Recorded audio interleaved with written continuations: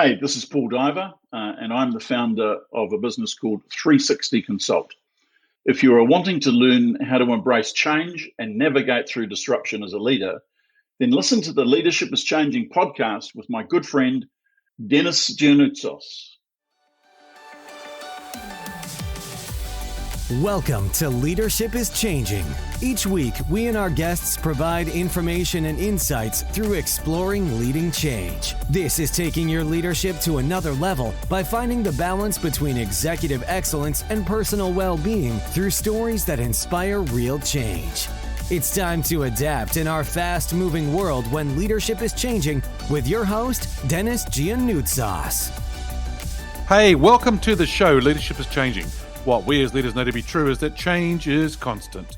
Leaders everywhere confront similar obstacles because people are people, but everywhere you go, leaders are overwhelmed, disrupted, and under pressure. They run from email to email, meeting to meeting. Many leaders are not changing quick enough, which means they run the risk of becoming irrelevant and being left behind. The purpose of the show is taking our listeners' leadership to another level by finding their balance between executive excellence and personal well-being through stories that inspire real change. I believe we don't have enough effective leaders in the world today, and if we get the leaders to step up and lead change, then they can inspire real change. Hey, listeners, it's now time to adapt in our fast-moving world, and I want to welcome you to today's episode. I have a gentleman with me. His name is Paul Diver. He is the founder, director of employment relations consulting firm 360 Consult Ltd, and he is also a director of various other organizations. He's a highly experienced in collective bargaining, strategic employment relations, and organizational change. Paul has worked with employers across the wide range of businesses and organization sectors as the go-to advocate and advisor. And he also is a successful facilitator across various areas. Paul, a big welcome to the show.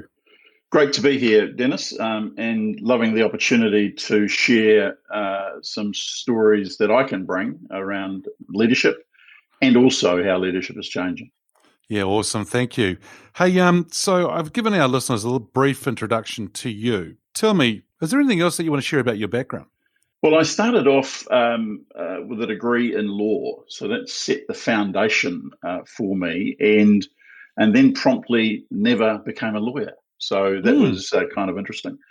What I've done is use the law degree as a really solid foundation to get into employment relations, bargaining work, and to understand and to have a good understanding of law has been a foundation for that. But it's also been an opportunity to engage with a wide range of organisations, and it's given me the opportunity to eventually then get into leadership development and particularly around supporting leaders to be the best that they can be.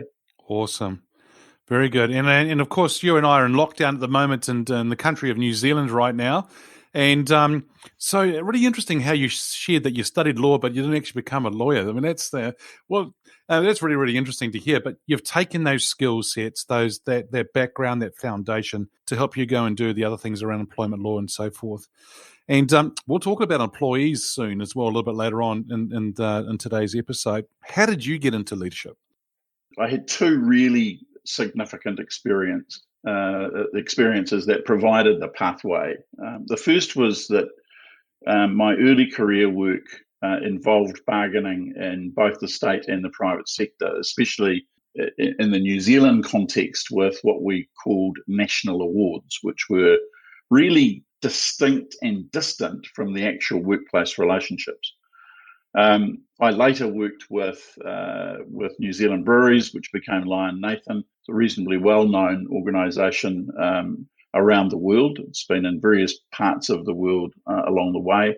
And what I experienced there was, and why I loved being there, was because it gave me the opportunity to build the more direct engagement between leaders in the organisation and workers in the organisation, as distinct from the old national award system, which would line up a bunch of union officials on one side and a bunch of industry officials on the other side.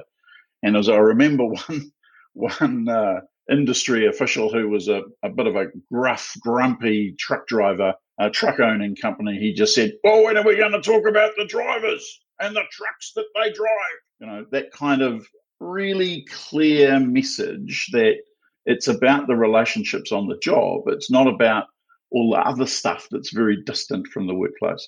So that was a really strong indication and a really strong experience for me to bring about change in the way that people engage with each other. The second experience was that in 1992, sort of about 13 years into my career, I had the opportunity to attend an IAS, which is the name of the organisation that ran it, an IAS Genesis leadership program. And that program really consolidated for me the power of purpose, vision, and action as a direction for creating success. Now, I was always very strongly connected to my own personal purpose, but what the program really consolidated with me was that, if you like, that triumvirate that starts with purpose, goes to vision, and then leads to action. So from those experiences, I eventually founded my own consulting business, which is now continuing after it just about to reach its 30th anniversary. Oh, wow. And we're now, I'm now in a situation where I'm the founder director, but I've got a chief executive leading the business, and gives me space and time to do the stuff that I love to do.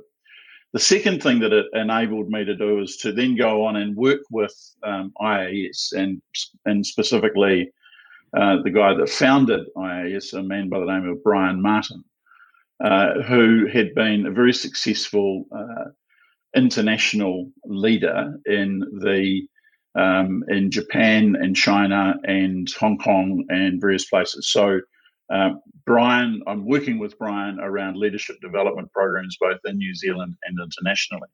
And that taught me a huge amount in terms of not only was I able to share my facilitation of leadership development, but I also engaged with a huge range of leaders both in New Zealand and in Asia. That has taught me a huge amount about leadership. And every single program that I am engaged with, every single coaching assignment that I engage with teaches me, as well as giving me the opportunity to assist and facilitate leaders to be the best that they can be. So that's how I got into leadership. And what's been fabulous is that the work that I do in employment relations and building relationships in that environment, and the work that I do in leadership development just cross paths beautifully. So I use stories from each in that context to really drive success. Do you think that we have issues within the businesses nowadays because of the poor or lack of strong leadership or effective leadership that may actually cause problems? And there we have some issues around employment relations. Absolutely. So I can give you a couple of examples. I'm dealing with an organisation right now because it's live right now. I won't refer to the name of it. But what we're doing in there is that we have an interest-based approach. So we are we've identified what are the shared issues that the union and the employer has, and we're working our way through those shared issues. It doesn't necessarily mean that we're going to get an early agreement or a consensus around those issues, but it is a better way of doing it rather than a positional, I'll tell you what I want, you tell me what you want, and then we'll bash it out between us. To me, and it's interesting because whilst we're in this lockdown on Zoom and doing so much over Zoom, we spent 4 hours together today, not sitting in separate rooms sorting out what our next position is, but we actually spent 4 hours talking to each other and listening to each other. So I think that's a critical issue. Yet another example, I've got another client that is totally into positional bargaining, low trust, and always worried about what the union will do next. And the sad thing about that is that it's probable that I'm about to share with that client that that actually that's not the way I like to do business. That's not the way that I like to lead. And even after 15 years of working with them, I may just say, well, look, I think you need to find a different voice, someone that's got a different approach, because clearly we're not connected. Yeah, and it's amazing how a lot of leaders have a fear of something, or they don't want something to happen, and then it starts to happen. Well, because you're attracting it. That's what you're thinking about. That's what you. So be careful how you're actually thinking about things. I think is quite an interesting way to look at it, right? Because you'll bring it into being. Yeah, exactly. If you show low trust, well, you'll get low trust. Well, there you go. Yeah, and so and trust is a big thing. That is huge, and I'm sure it's like that in the bargaining side of things, but in leadership development that we've seen, just running your own business, our businesses, and being part of director of other companies, I think trust is a huge thing that we need to see leaders actually have and build over time. And Paul, I know what I've seen is that trust does take time to develop. But boy, it can go out the window so quickly. Absolutely. Yeah. So recently, I've been doing some work with my good friend Lyndon Bray, who was based in Cape Town, and we were actually facilitating a leading out of COVID process mainly for South African leaders. Mm-hmm. And the principal driver behind the potential for South Africa, which we've had to put on ice for a while because of COVID, is the opportunity to actually shift the hierarchical structure of what we've observed as a predominant way of being, a directive hierarchical structure in South Africa, to a more cooperative, shared interest kind of model. Mm-hmm. And there's a particular, even the government gets it, because they're actually asking organisations, in fact, requiring organisations to commit funding for training and development of black industry and black leadership inside South Africa. And what we've observed through that program is that people are looking for the change. They're looking for a different way to be leaders. And to be therefore more effective, because in today's environment, just simply giving somebody a set of orders isn't going to work.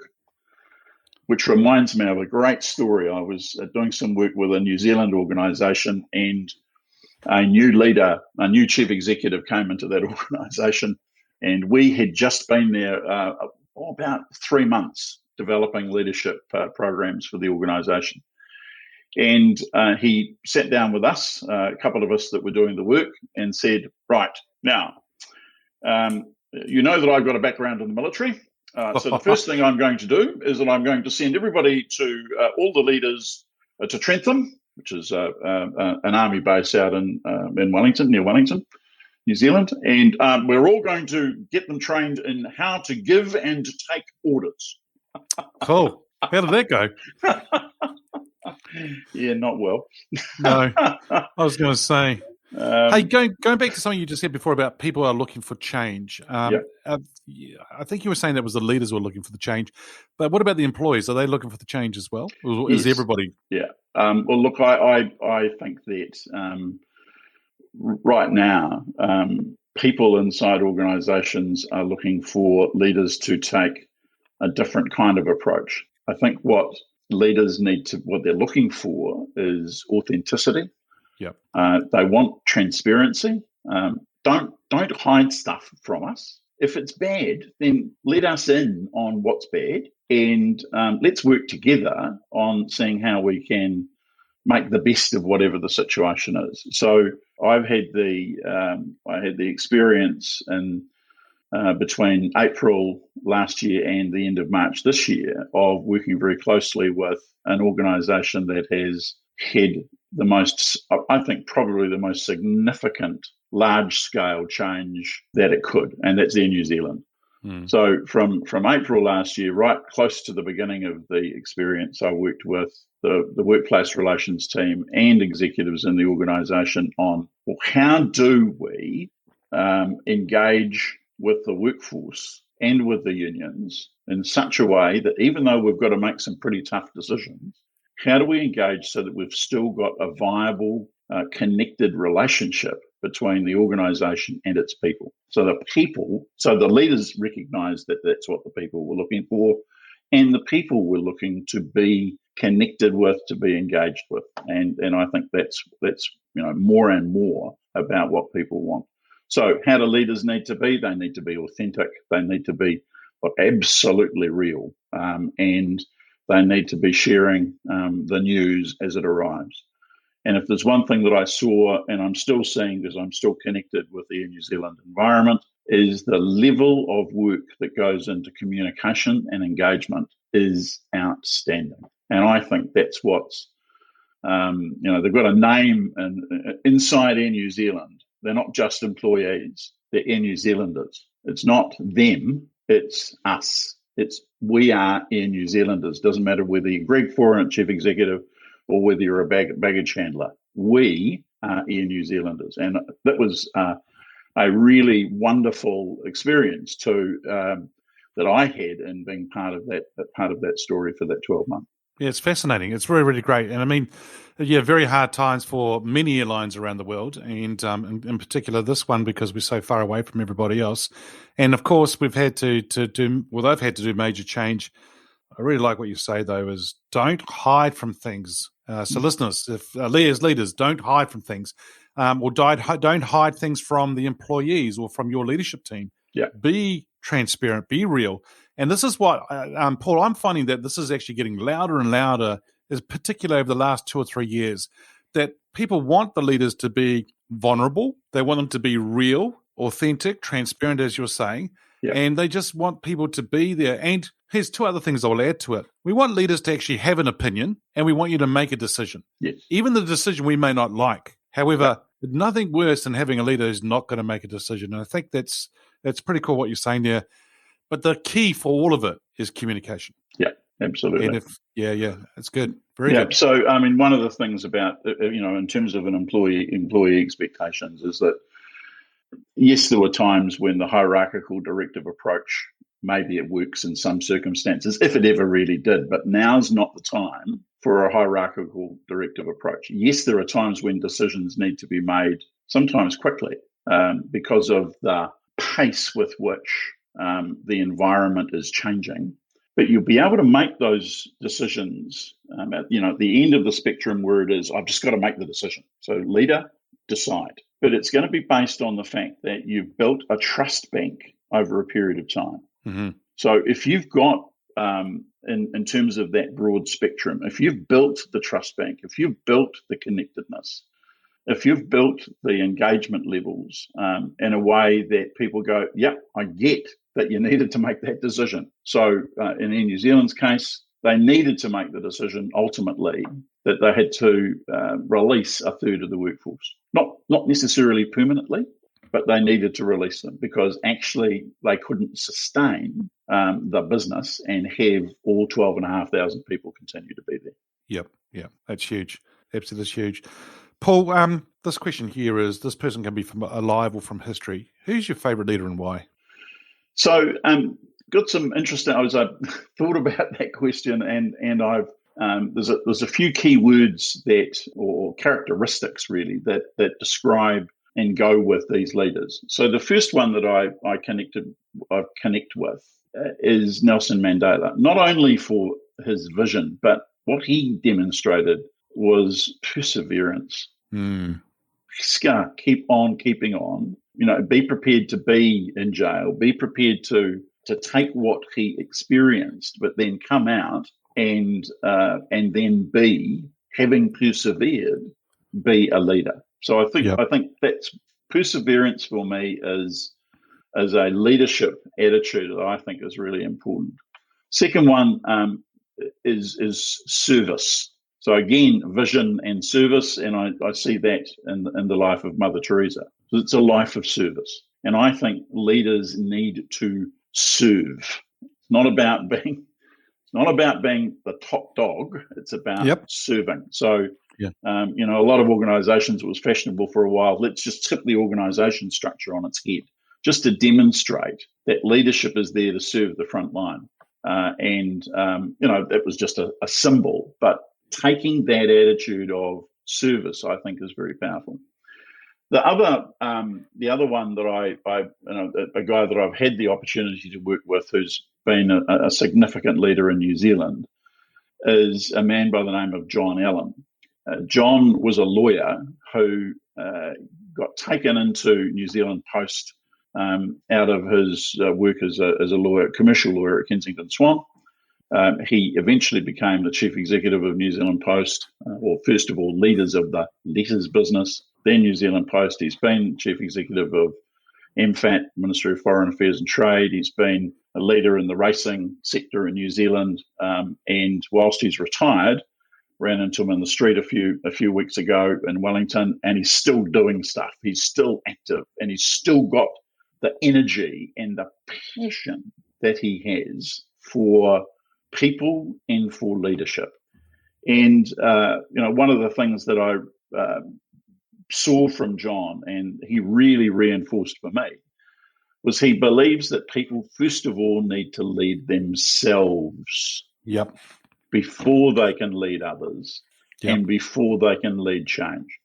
So I've had the experience many times of watching this introvert leader wind himself up with passion and just be totally transparent and out there in terms of his passionate engagement for leadership of self, others, and change. So he's certainly influenced me. So I guess the three things that come from that then are perseverance, service, and passion for the leadership of self.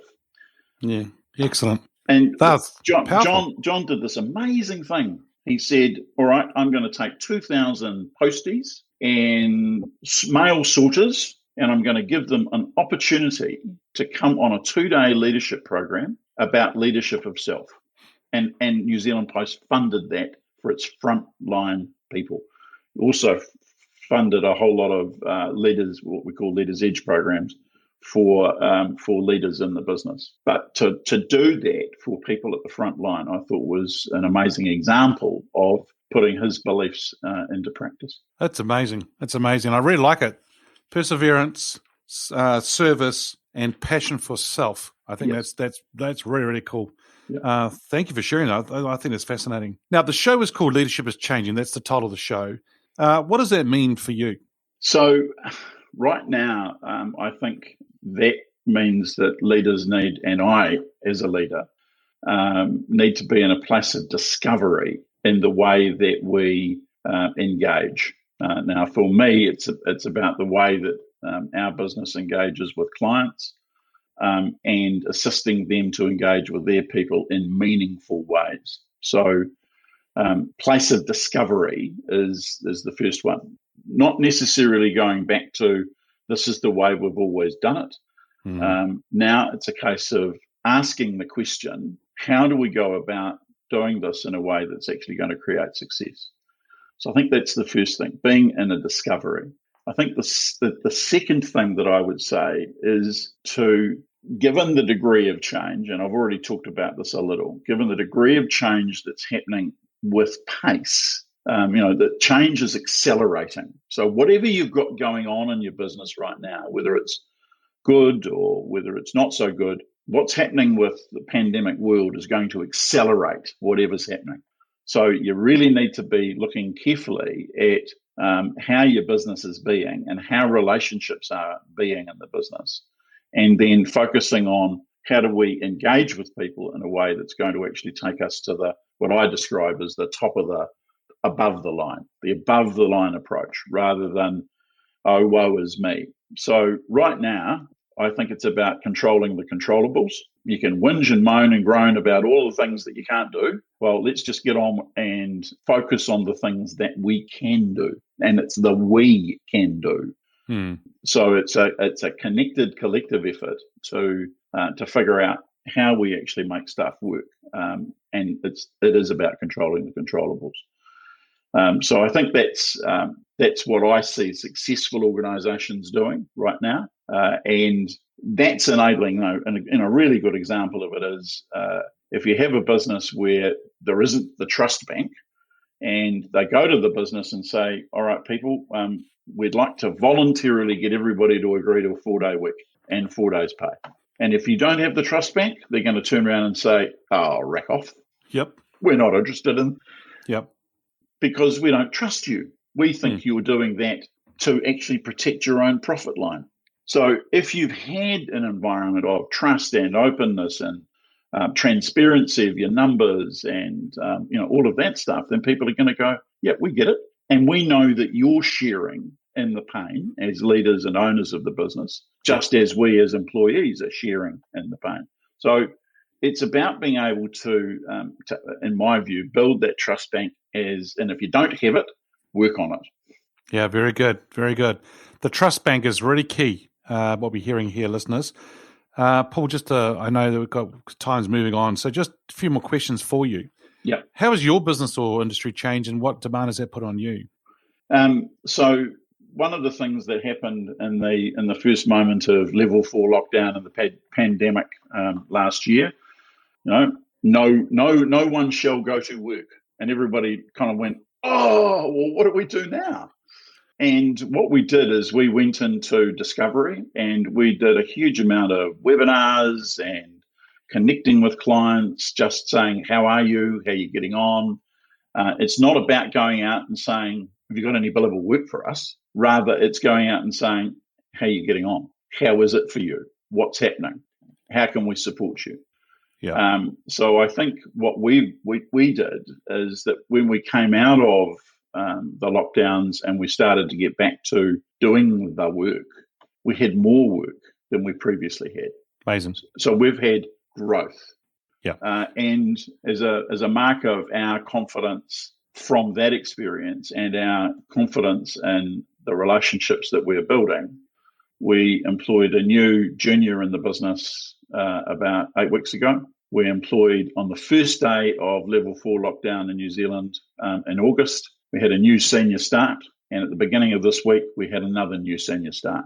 So we're actually investing in our ability to deliver for our clients. So that's what we're doing, and we're hiring people and bringing people into our business that believe in what we believe. So they believe in our little mantra of. We have a couple of little mantras. So we have one is it's not an original. But it's a statement that is relationships are all that there is. And then we have a little tagline, which is people. It's always about people. We focus on it's about people at work. And finally, it's about solutions. It's about focusing on the solutions for people in the workplace. So in keeping focused on that story, then that helps us as a business be better than what we've been in the past. That's awesome. Yeah, well done. And you know what? I think a lot of that is because of the relationships, right? I mean, who cares about when I say who cares about the business or the numbers? It's how are you, the person. And once people know that you care about them, then they're going to go with you. They're going to be with you for sure, which is really quite important. Paul, if there was one thing you can change in business as a leader today, what would it be? I think that leaders have, mistakenly been action-oriented. Action's important, don't get me wrong. But I think where it needs to start, and I think if people are going to be more successful as leaders in a fast-changing environment, I think the word that we need to focus on is being. So, and there's this old joke, of course, about the fact that we're actually not human doings, we're actually human beings. Yeah. And I think it's a good, strong message. We need to be authentic. We need to be present.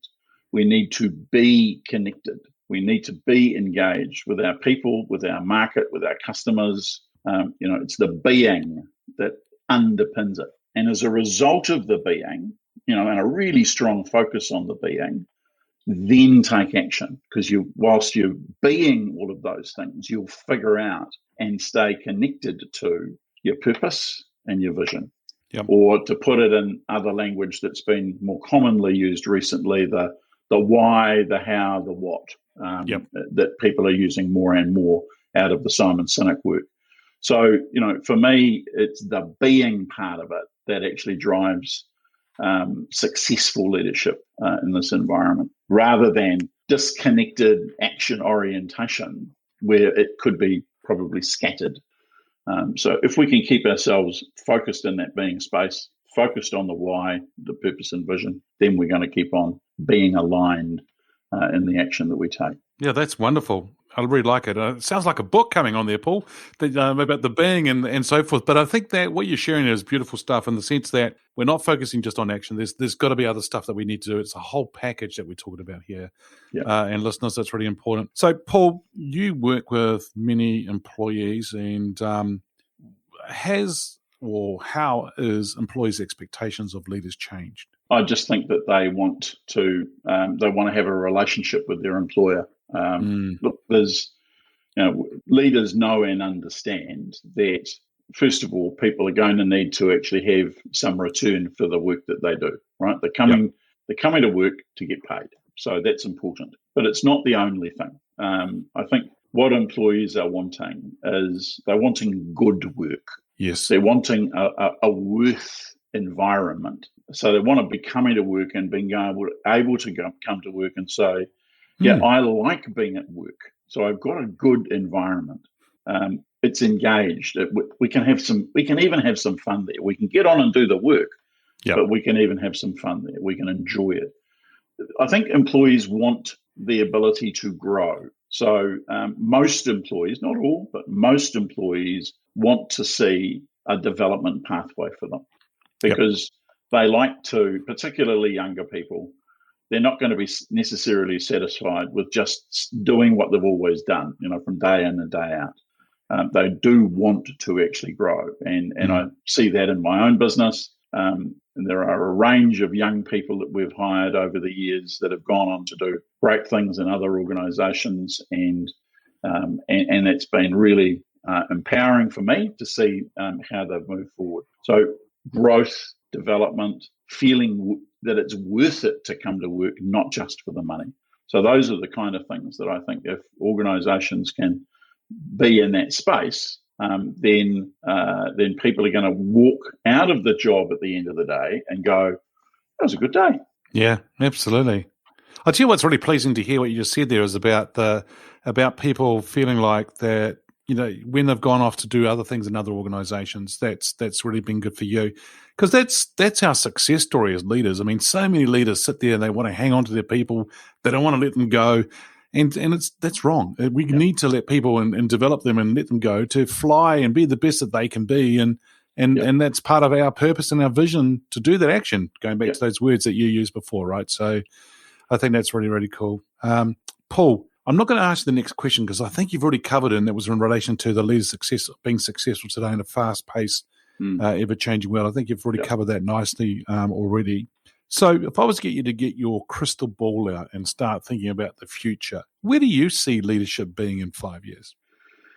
I think we've had, in a world context, I think we've had a bit of a step back to authoritarianism in the last 3 to 4 years. I think we were trending well, and not all of the world has gone back to authoritarianism, but we're certainly, if you think about it from a global perspective, I would think that it's fair to say that Russia, China, and the United States have strongly gone to a more directive authoritarian approach.